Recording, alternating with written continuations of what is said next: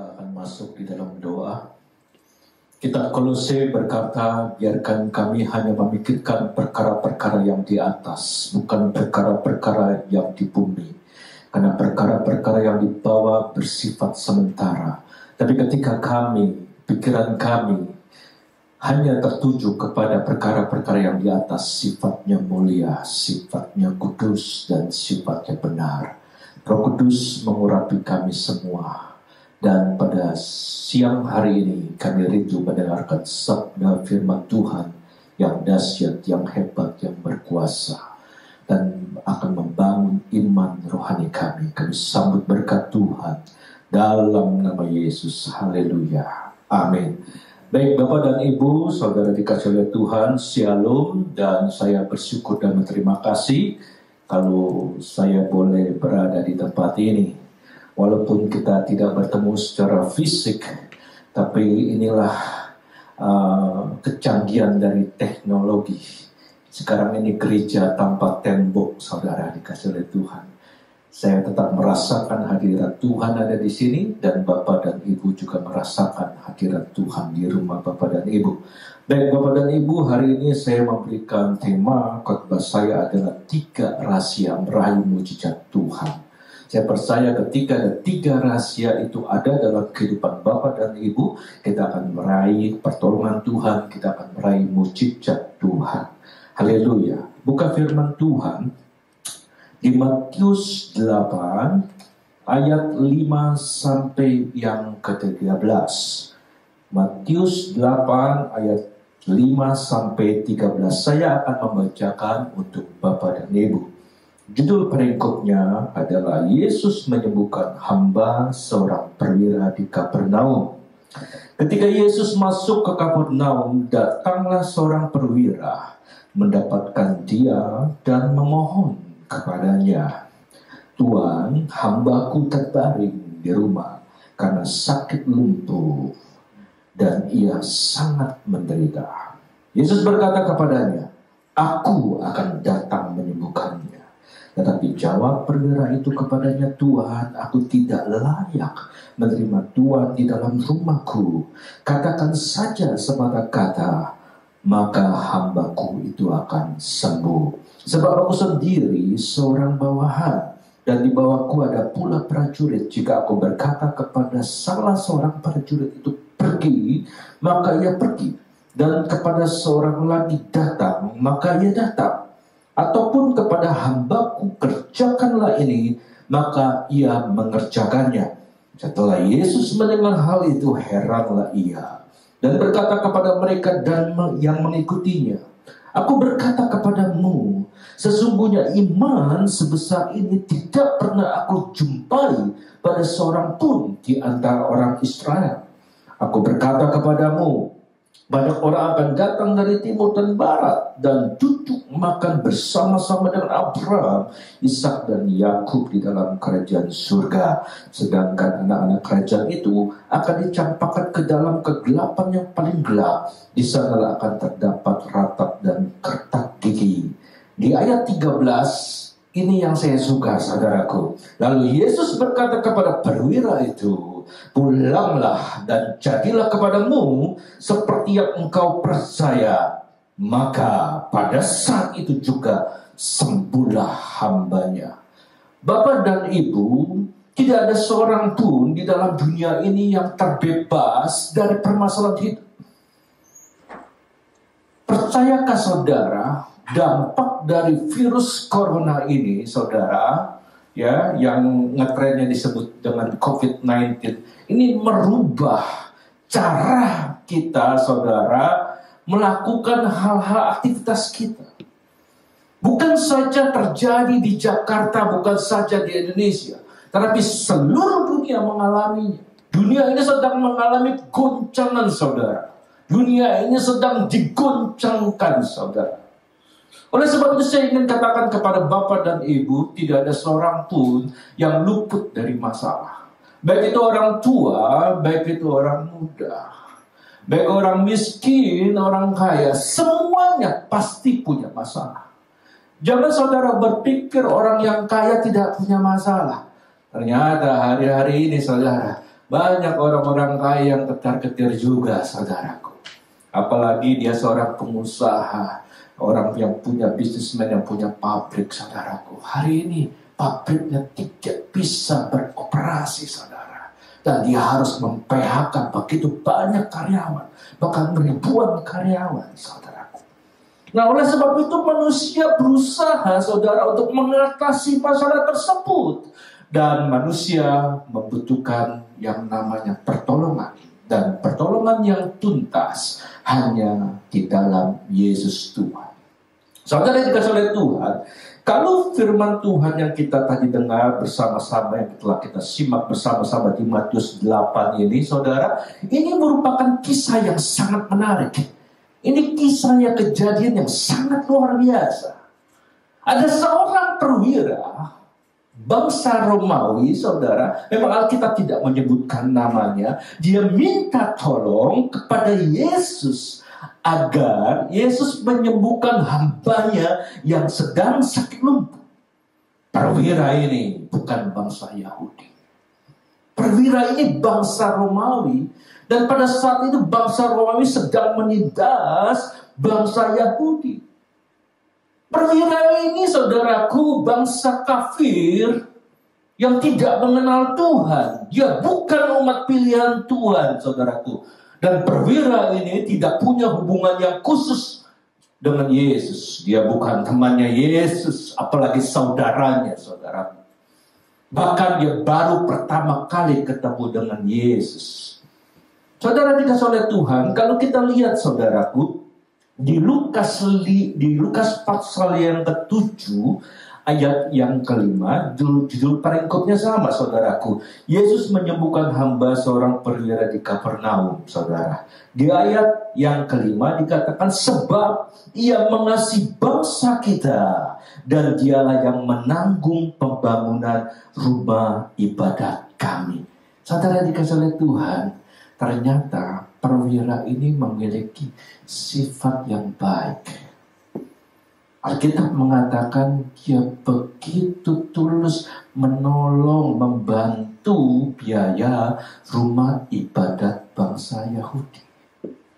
Dia memiliki kasih yang sangat tulus, saudaraku. Tapi sebenarnya hal ini tidak membuat Yesus sebenarnya tergerak untuk menolong. Lalu apa yang membuat Yesus tergerak? Saya menemukan ada 3 rahasia besar, saudaraku. Rahasia yang pertama di ayat ke-5 sampai yang ke-6. Dikatakan begini. Ketika Yesus masuk ke Kapernaum, datanglah seorang perwira mendapatkan dia dan memohon kepadanya. Perhatikan ini di ayat yang ke-6. Tuhan, hambaku terbaring di rumah karena sakit lumpuh dan ia sangat menderita. Saudaraku, ternyata ada sebuah karakter ilahi di dalam perwira itu. Ada karakter ilahi yang mudah berbelas kasihan. Dia begitu terbeban atas keselamatan hambanya. Ketika hambanya sakit lumpuh, dia memohon kepada Yesus yang luar biasa itu, yang penuh dengan kuasa, dan dia katakan, Tuhan, hambaku terbaring di rumah karena sakit lumpuh dan ia sangat menderita. Saudaraku, perwira ini tidak memandang statusnya bahwa dia seorang perwira tinggi. Dia tidak memandang rendah bawahannya, saudaraku. Dan dia tidak egois. Dia tidak mementingkan dirinya sendiri. Ketika hambanya membutuhkan sebuah pertolongan, dia begitu terbeban untuk minta kepada Yesus untuk dibantu, untuk ditolong, saudaraku. Sikap inilah dan tindakan inilah yang harusnya dimiliki oleh anak-anak Tuhan pada sekarang ini. Dunia ini membutuhkan kasih Tuhan. Dan kasih Tuhan itu harusnya ada dalam diri kita semua orang percaya. Bagaimana sikap saudara terhadap bawahan saudara? Bagaimana sikap saudara terhadap pembantu rumah tangga? Bagaimana sikap saudara terhadap suami saudara, terhadap istri saudara, terhadap anak-anak saudara, terhadap orang tua saudara? Apakah kasih agape itu saudara sudah ciptakan di dalam keluarga saudara? Bukankah kasih Yesus itu harus terpancar dengan tindakan yang nyata? Dunia ini tidak minta saudara bisa berkata aku mengasihi engkau, tapi tidak dilakukan dengan tindakan kasih. Dunia ini sedang melihat tindakan saudara yang konkret, tindakan saudara yang nyata, bukan asal ngomong saja, saudaraku. Yesus mengajarkan kepada kita, kejarlah kasih. 1 Korintus 13 itu jelas mengatakan, saudara, hendaklah engkau memiliki kasih. Kalau engkau tidak memiliki kasih, engkau seperti gong yang berkumandang, seperti canang yang bergerincing. Artinya saudara, tong kosong nyari bunyinya, cuma ngomongnya saja, tapi tidak dilakukan dengan tindakan nyata. Perwira ini melakukan dengan tindakan konkret, saudaraku. Ketika hamba itu budak, saudara. Gak ada artinya pada zaman itu. Tapi dia terbeban atas keselamatan. Dia minta tolong kepada Yesus dengan sungguh-sungguh. Hendaklah kasih Tuhan, kasih agape itu ada dalam kehidupan saudara dan saya. Amin, saudaraku. Kisah 1 ayat 8 mengatakan, kalau Roh Kudus turun atasmu, engkau akan memberitakan di Yerusalem, Yudea, Samaria sampai ke ujung bumi. Artinya apa? Kita harus menjadi berkat dulu di Yerusalem. Dan Yerusalem itu bergambaran dari sebuah keluarga. Kita harus menciptakan kasih itu, saudaraku. Pada saat ini, saudaraku, kita kan stay at home, lebih banyak di rumah daripada keluar, saudara. Ya, saya membaca sebuah artikel, saudara. Saya miris juga, saudara. Itu di China, saudaraku, ya. Itu KDRT itu, saudara, begitu besar terjadi ketika suami dan istri ada di rumah. Masing-masing punya prinsip. Suaminya punya prinsip. Istrinya punya prinsip. Kadang-kala orang tua dengan anak pun bisa bertengkar. Tapi kalau kita menciptakan kasih Tuhan, kalau kita menciptakan semua kasih agape itu ada dalam keluarga kita, tidak ada pertengkaran, yang ada saling mengasihi. Dan itulah momen-momen yang sangat indah, saudaraku. Mungkin di waktu yang lalu kita begitu sibuk bekerja, tapi sekarang kita bisa banyak bercengkrama dengan keluarga kita, dengan istri kita, dengan suami kita, dengan anak-anak kita, dengan orang tua. Bukankah itu waktu yang sangat spesial? Gunakan waktu yang spesial itu untuk menciptakan kasih agape ada di dalam rumah tangga kita. Tidak ada gunanya, saudaraku, kalau kita punya uang segudang tapi tidak memiliki keluarga yang harmonis. Saya katakan tidak ada gunanya. Tidak ada gunanya kalau kita memiliki kedudukan atau jabatan atau pangkat yang tinggi, kalau kita tidak memiliki keluarga yang bahagia. Saya katakan itu percuma. Haleluya. Lebih baik kita sedikit uang, tapi saudara kita bisa menciptakan semua kebahagiaan di rumah tangga kita. Kasih itu sabar, kasih itu murah hati. Dan dia tidak marah, dan tidak pernah menyimpan kesalahan orang lain. Bapak dan Ibu, itu rahasia yang pertama. Yang pertama, perwira itu memiliki karakter yang sangat baik. Dia memiliki kasih yang sangat luar biasa. Dan yang kedua, saudara dikasih oleh Tuhan itu ada di ayatnya yang ke-7. Atau kita baca dulu di ayat yang ke-6 supaya saudara bisa mengikuti cerita ini, saudara. Perwira itu kan datang kepada Yesus dan dia berkata, Tuhan, hambaku terbaring di rumah karena sakit lumpuh dan dia sangat menderita.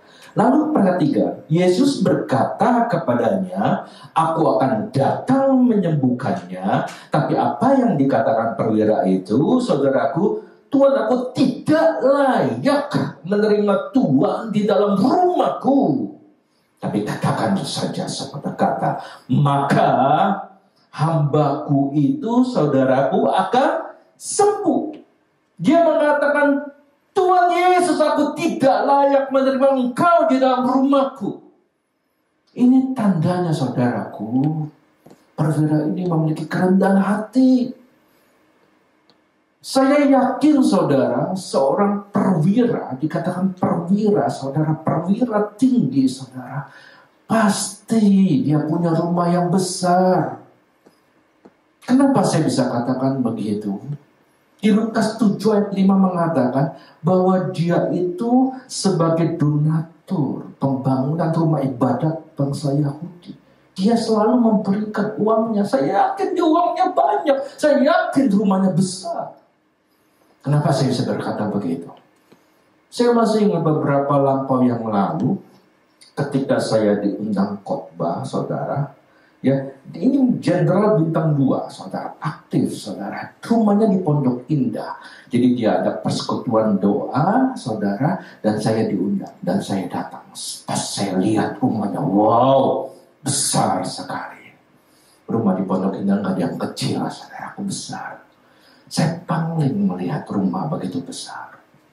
Pas saya masuk ruangannya, saya melihat meja. Mejanya, makannya saja, saudara, itu bisa untuk 20 orang. Dan terbuat dari emas-emas begitu. Perwira ini saya yakin juga punya banyak uang. Tapi dia tidak pernah menyombongkan hartanya. Ini yang luar biasa. Ini yang membuat Yesus tertarik, saudaraku. Dia berkata kepada Yesus, Yesus, engkau tidak perlu datang ke dalam rumahku. Dia tahu bahwa dia orang berdosa. Dia bukan bangsa pilihan Tuhan. Dia tahu itu, saudaraku. Dia tidak layak menerima Tuhan Yesus yang kudus. Dia tahu itu. Ini yang membuat Yesus tertarik. Penuh dengan kerendahan hati. Tidak ada yang perlu disombongkan. Apa sih, saudara, yang perlu disombongkan oleh kita? Apalagi sekarang ini, saudaraku, ya. Kalau kita semuanya mati, dipanggil oleh Tuhan, saudara, kembali ke rumah Bapa, ya, paling kan kita cuma dapat jasa atau setel, saudara. Apa yang kau bawa? Tidak ada itu. Apa yang kau sombongkan? Tidak perlu engkau sombong. Kalau engkau diberkati oleh Tuhan, bersyukur. Kalau Tuhan masih pelihara hidupmu, bersyukur sama Tuhan. Haleluya. Hari-hari ini, saudara, banyak orang yang depresi loh. Banyak orang yang stres, saudaraku. Karena mereka mengalami hal-hal yang tidak pernah mereka bayangkan, yang tidak pernah mereka pikirkan. Kok bisa terjadi, saudaraku? Ya, semuanya kena imbasnya. Bukan pengusaha aja, bahkan ojek-ojek online itu kasihan sekali loh pada saat ini, saudara. Dia perlu makan, saudara. Ya, dia terpaksa tidak tinggal di rumah dan dia menghiraukan himbauan pemerintah. Kan dia perlu makan karena istri anaknya perlu makan. Dia terpaksa dia bekerja walaupun perlu dengan risiko. Pendeta pun punya kena imbasnya, saudara. Ya. Wow, kita biasanya setiap minggu, dalam satu minggu bisa khotbah 2-3 kali, saudaraku. Ya, sekarang ini hampir semua pendeta 2-3 bulan ini tidak berkhotbah, tidak ada undangan sama sekali. Tapi percayalah, Tuhan pelihara kehidupan hamba-hamba yang setia, seperti Elia. Elia Tuhan pelihara, itu luar biasa. Kenapa? Karena Elia itu taat, saudaraku. Oleh sebab itu kuncinya, saudara, dikasih oleh Tuhan, ya, ketika kita rendah hati, kita taat saja menurut perintahnya, Tuhan pasti pelihara. Ya, ketika Tuhan perintahkan, engkau harus pergi ke sungai Kerit, saudaraku. Elia tidak berkata, Tuhan, kenapa aku pergi ke sungai Kerit? Engkau tahu kan, saudara, pada saat itu musim kemarau, 3,5 tahun hujan tidak turun di bangsa Yahudi. Apa yang kau harus lakukan di sungai Kerit? Elia tidak berkata seperti itu. Tapi Elia hanya berkata, "Yes Lord, kalau kau perintahkan aku pergi ke sana, aku akan pergi. Karena ada sesuatu akan terjadi di sana." Dan ketika dia taat dan setia, apa yang terjadi? Tuhan pelihara kehidupan Elia. Burung gagak Tuhan perintahkan pagi, siang, dan malam, saudaraku, membawa roti dan daging.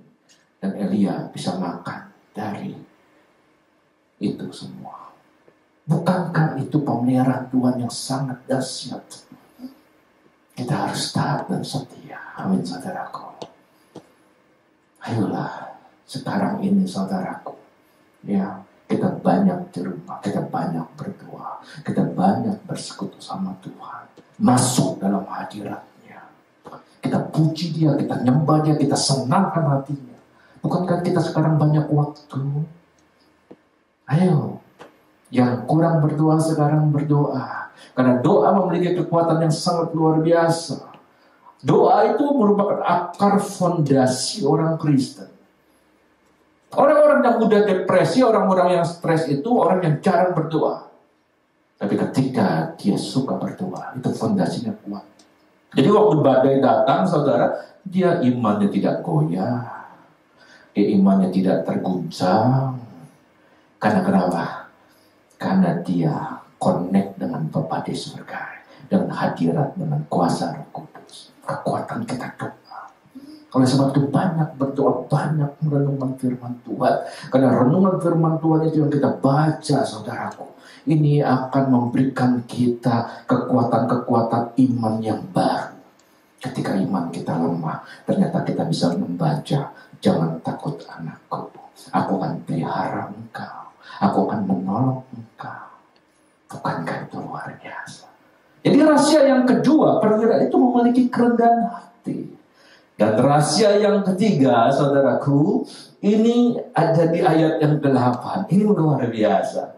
Tetapi jawab perwira itu kepadanya, "Tuhan, aku tidak layak menerima Tuhan di dalam rumahku." Perhatikan ini. "Tapi katakanlah saja sepatah kata, maka hambaku itu akan sembuh." Wow, ini perkataan iman, saudaraku. Ini perkataan iman. Dan Yesus sangat tertarik, saudara, dengan orang-orang yang memiliki iman yang seperti ini. Bahkan di ayat 10, ketika Yesus mendengar hal itu, Yesus sendiri heran. Dan dia berkata, "Sesungguhnya iman sebesar ini tidak pernah aku jumpai pada seorang pun di antara orang Israel." Saudaraku, kita harus memiliki iman, saudaraku. Amin, saudara, dikasih oleh Tuhan. Iya, firman Tuhan katakan begini di Matius 17 ayat 20, "Jika engkau memiliki iman sebesar biji sesawi saja, engkau dapat berkata kepada gunung ini pindah, maka dia akan pindah." Artinya gunung merupakan gambaran masalah. Ketika engkau memiliki iman sebesar biji sesawi saja. Biji sesawi itu kecil, saudaraku. Saudara tahu biji selasih? Biji selasih saja sudah kecil. Kalau biji sesawi itu lebih kecil, 1/10-nya. Ya, lebih kecil sekali. Tapi ketika engkau memiliki iman sebesar biji sesawi saja, kau berkata, "Pindah kau gunung." Artinya masalahku engkau hanya dalam hadapanku. Karena ada Yesus. Karena Yesus menolongku. Karena Yesus bertobat dengan aku tidak akan takut menghadapi apapun juga. Dan aku akan memperoleh kemenangan. Dan itu terjadi, saudara. Ini karena iman. Iman timbul dari pendengaran. Dan pendengaran akan firman Kristus. Masa itu banyaklah mendengar firman Tuhan. Ya, sekarang itu banyak waktu, saudara. Saudara dengan kecanggihan teknologi, saudara tinggal buka HP, saudara, smartphone, saudara, pencet tuh YouTube khotbah. Khotbah itu banyak sekali sekarang pendeta yang berkhotbah di YouTube. Saudara tinggal klik supaya iman saudara bertumbuh. Kalau kita memiliki iman, itu juga merupakan sebuah fondasi, saudaraku. Ibarat sebuah gedung, saudara, sebelum dia dibangun, pastikan ada tiang-tiang pancang, saudara, yang menopang gedung itu, saudara. Iman itu seperti itu, tiang-tiang pancang. Kalau saudara tidak memiliki iman, rumahmu akan rubuh, bangunanmu akan rubuh. Artinya apa? Artinya kehidupanmu akan rubuh. Milikilah iman. Perwira ini sangat hebat dan sangat luar biasa. Dia berkata luar biasa kepada Yesus, Yesus, engkau tidak perlu datang ke rumahku, tapi engkau katakan saja sepatah kata, maka hambaku itu yang di rumah itu, yang sakit maupun itu akan sembuh. Ini luar biasa. Ini yang membuat Yesus tertarik, saudaraku. Ternyata rahasia yang ketiga, ketika kita memiliki iman, percaya kepada Yesus, bukan 50%, tetapi 100%. Ayat yang terakhir. Senang sekali saudaraku ketika jemaat mendengar ayat yang terakhir. Saya percaya saudara yang di rumah pasti tertawa-tawa karena mungkin sudah lapar begitu ya saudara. Haleluya. 2 Tawari 16 ya, ayatnya yang ke-9. 2 Tawari 9, sebentar saya lihat ayatnya dulu. Ya benar, 2 Tawari 16 ayat yang 9. Ini luar biasa. Sekarang ini ya, mata Tuhan menjelajah seluruh bumi untuk melimpahkan kekuatannya. Wow, kekuatannya, melimpahkan mukjizatnya, melimpahkan pertolongannya kepada mereka yang bersungguh hati terhadap Dia. Ini luar biasa. Mata Tuhan menjelajah seluruh bumi, menjelajah kepada saudara semua dan akan melimpahkan kuasanya, kasihnya, berkatnya, urapannya, pemulihannya kepada kita yang bersungguh hati. Oleh sebab itu, siapkan hati saudara. Hati ini harus terpaut kepada pokok anggur yang benar. Hati ini tidak boleh menyimpan kepahitan. Hati ini tidak boleh menyimpan kemarahan. Tapi hati ini harus memiliki belas kasihan. Hati ini hati yang penuh dengan pengasihan, yang penuh dengan pengampunan. Bukankah hati itu yang dimiliki Yesus? Yesus memiliki hati yang selalu berbelas kasihan. Kalau saudara membaca firman Tuhan, saudara baca deh coba di Matius, di Lukas, saudara menggambarkan kasih Tuhan yang sangat luar biasa. Ya, ketika Yesus sedang melakukan pelayanannya, saudaraku, biasanya saudaraku, orang berbondong-bondong mengikuti Yesus. Untuk apa yang akan dilakukan Yesus? Mereka ingin melihat apa yang dilakukan Yesus. Yesus selalu menggerakkan saudaraku, mukjizatnya saudara untuk menolong kita semua. Firman Tuhan katakan orang yang lumpuh bisa berdiri, orang yang buta bisa melihat, orang yang tuli bisa mendengar. Bahkan Lazarus yang sudah mati 4 hari, Tuhan bangkitkan untuk kemuliaan Tuhan. Bukankah Yesus penuh dengan mukjizat? Bukankah Yesus penuh dengan belas kasihan? Dia tidak pernah menunda-nunda ketika dia ingin menolong. Benar gak saudara? Yesus tidak pernah menunda-nunda ketika mereka membutuhkan pertolongan. Yesus tidak berkata begini, nanti ya, aku tolongnya nanti. Tidak. Dan ketika itu juga dia menolong. Bahkan Bartimeus yang buta, ketika dia datang kepada Yesus, dia menunggu Yesus. Dan ketika rombongan Yesus datang, dia berlari meminta pertolongan kepada Yesus. Dan Yesus katakan, apa yang hendak aku lakukan, Bartimeus? Tuhan rabuni aku. Dan seketika itu juga Yesus merabuninya. Dan melihatlah dia. Yesus tidak pernah menunda-nunda. Orang yang memiliki kasih tidak pernah menunda-nunda pertolongan. Oleh sebab itu kita belajar pada siang hari ini, saudaraku, 3 rahasia besar untuk kita memperoleh mukjizat atau pertolongan Tuhan. Yang pertama, kita harus memiliki kasih. Yang kedua, selalulah rendah hati. Tidak ada yang perlu disombongkan.